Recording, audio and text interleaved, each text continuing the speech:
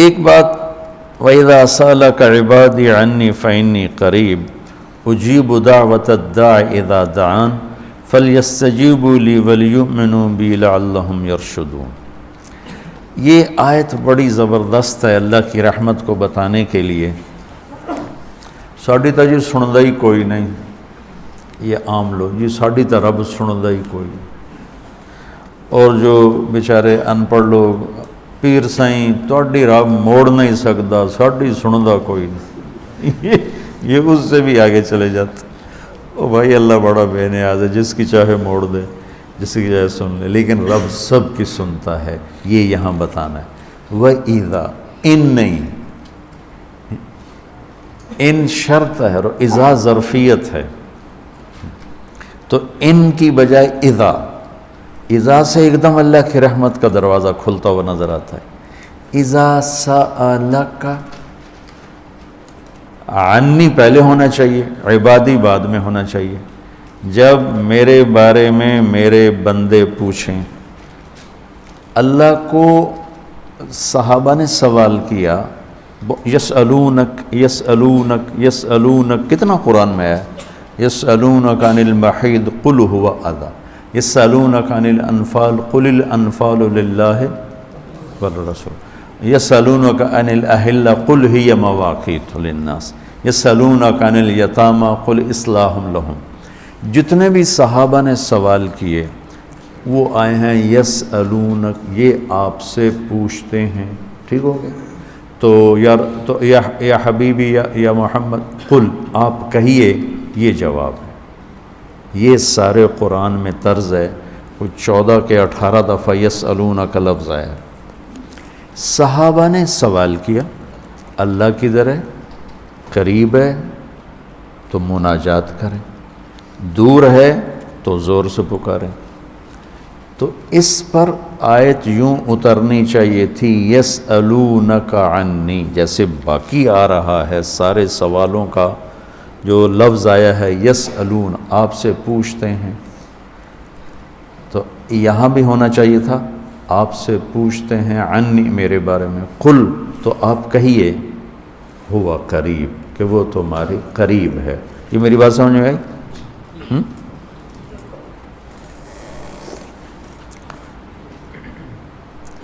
یہاں اللہ تعالیٰ نے وَإِذَا سَأَلَكَ، یسألون کا مطلب ہے کہ ابھی یہ جواب ہے، بعد میں بدل سکتا ہے۔ یسألونک عن کذا قل ہوا، تو یسألونک اور قل ہوا میں حتمی نہیں ہے، ابھی یہ بات ہے، کل کو بدل بھی سکتی ہے۔ اذا کا مطلب ہے کہ یہ ابدی جواب ہے، یہ جواب قابل تبدیل نہیں ہے، یہ آگے جو جواب آئے گا وہ ہمیشہ کے لیے ہے۔ اب سنو، وَإِذَا سَأَلَكَ عبادی عنی، اپنے آپ کو بعد میں ذکر کیا اور اپنے بندوں کو پہلے ذکر کیا۔ اذا سألک الناس المؤمنون، یہ آ سکتا ہے نا، العباد، اذا سألک العباد، کیا کہا عبادی، اللہ کو یہ سوال اتنا پسند آیا، اللہ کہ تم تو ہو ہی میرے بندے، میرے بارے میں اپنے آپ کو بعد میں ذکر کیا اور عبادی کو پہلے ذکر کیا۔ اب میں ایک مثال دیتا ہوں، آگے جو فإنی قریب، میں پوچھتا ہوں مولوی شاہد صاحب سے کہ مولوی عدنان کدھر ہیں، تو مولوی شاہد صاحب کے ذمے ہے جواب دینا کہ جی یہ بیٹھے ہیں، ٹھیک ہے نا۔ میں پوچھتا ہوں مولوی شاہد، مولوی عدنان کدھر ہیں، تو مولوی شاہد کے جواب دینے سے پہلے مولوی عدنان کہ جی میں ہوں، کوئی فرق ہوگا؟ مجھے سمجھ میں نہیں آ رہا، شیخ رمزی واضح کرے تو کرے، مجھے سمجھ میں نہیں آ رہا کہ میں اس کو واضح کیسے کروں کہ اللہ کے نبی سے صحابہ پوچھ رہے ہیں رب کے بارے میں بتائیں، تو اللہ تعالیٰ اس کو یوں لا کر کہتا ہے کہ یہ آپ سے میرے بارے میں پوچھیں تو میرے نبی آپ ہٹ جائیں، میں جواب دیتا ہوں، میں ہوں، تمہارے ساتھ ہوں، تمہارے پاس ہوں، شہرک سے زیادہ قریب ہوں، تمہارے ساتھ ہوں۔ تو کیسے کہتے ہو کہ میں تمہاری سنتا نہیں؟ اجیب دعوتاً، دعوت الدع، دعا دعا بار بار پکارنا، اور دعوتاً ایک دفعہ پکارنا۔ اللہ اس آیت میں کہہ رہا ہے کہ جو زندگی میں جس نے مجھے کبھی ایک دفعہ بھی پکارا ہو، میں اس کی دعا پر بھی لبیک کہتا ہوں۔ یہ نہیں کہ میں نہیں میں سنتا ہوں، تم سنانے والے بنو۔ ہم تو مائل بکرم ہیں، کوئی سائل ہی نہیں، راہ دکھلائیں کسے راہ رو منزل ہی نہیں۔ کوئی مانگنے والے تو بنو۔ اور میں قربان جاؤں، اس نے مانگنے کے لیے تقوی نہیں مانگا۔ کتنی عجیب بات۔ اللہ کو پتہ ہے ہر آدمی تو تقوی والا نہیں ہو سکتا، نہیں، اور ہر آدمی علامہ بھی نہیں ہو سکتا، تہجد گزار بھی نہیں ہو سکتا، نمازی بھی نہیں ہو سکتا۔ ایک کام ہر آدمی کر سکتا، اللہ نے وہ لگا دے، مسلمان ہونا بھی نہیں لگایا۔ مسلمان ہونا بھی، ہندوؤں کو کوئی اور رب دے گا، ان کو تو اللہ ہی دے گا۔ تو میں قربان جاؤں، کہتا امن یجیب المضطر اذا دعاہ، بس مجھے آنسو بہا کے دکھا دے، پھر تو ہندو ہے، سکھ ہے، مسلم ہے، عیسائی ہے، آ جاؤں گا، میں آ جاؤں گا۔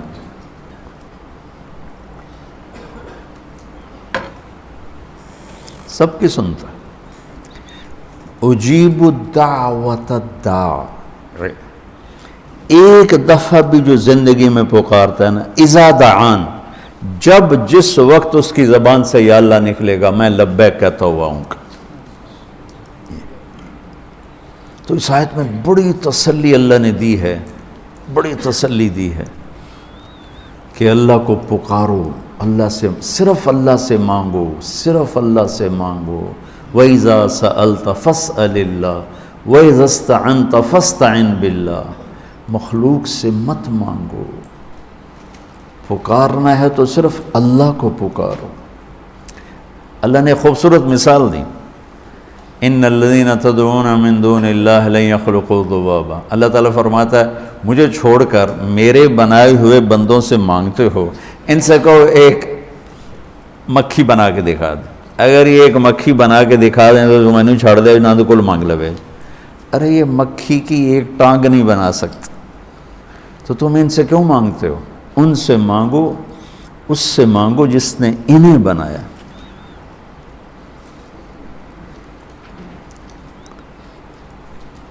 تو اس آیت میں اللہ نے بڑی تسلی دی ہے کہ تم مانگنے والے رو دھو کے میرے سامنے رونا سیکھ لو، کر دوں گا، مضطر بن کے دکھا دو۔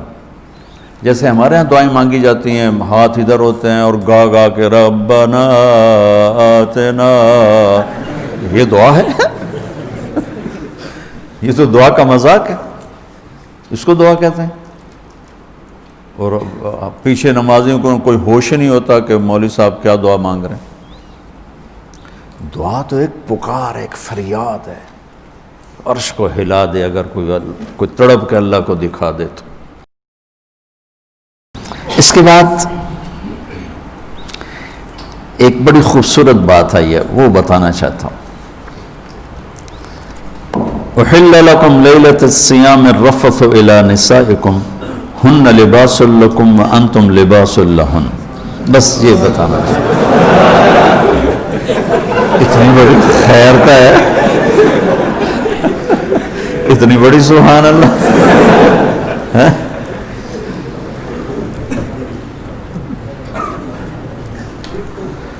دنیا میں جو اللہ نے رشتے بنائے ہیں،